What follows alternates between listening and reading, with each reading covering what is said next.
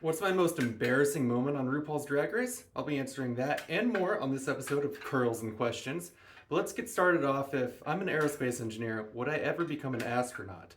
No, you'd have to be like a fighter jet pilot usually to be an astronaut, and I don't think I'm ever going to do that. I'm fine just watching other rockets go into the sky and go into orbit, and I'll just fly on airplanes as a regular old schmo, regular passenger.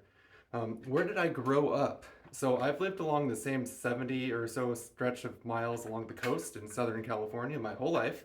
Grew up in Orange County, like the Southern Orange County, Dana Point, Laguna Beach area. And then I went to college at UCLA. And now I still work in LA as an aerospace engineer. So haven't, traveled too far from my hometown roots, but I do like to travel.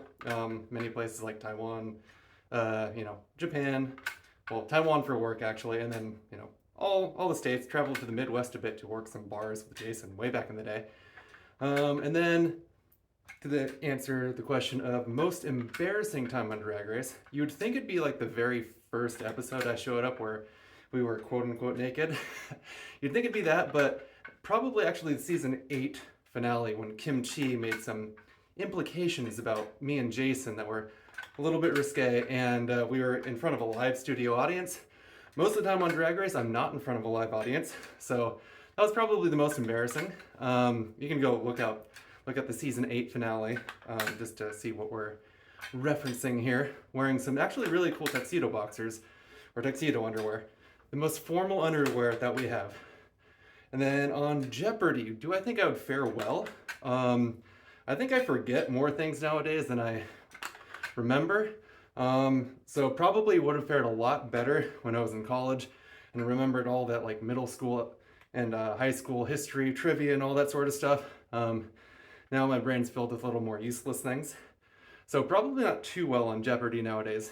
When I was like 22, 23, probably the best time I would have fared on that show. And then finally, my favorite video game, that's gonna be Final Fantasy VII. It's what I grew up with. Nobuo Uematsu is a wonderful composer.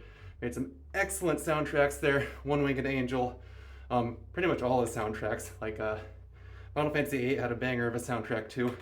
And Yasunori Mitsuda is also a really good composer. But we gotta go Final Fantasy VII, Cloud Strife. And it's pretty crazy, 25-ish years later, they're remaking the game and kind of redoing everything, all Kingdom Hearts style and whatnot. Pretty weird, but thanks for this episode of Curls and Questions.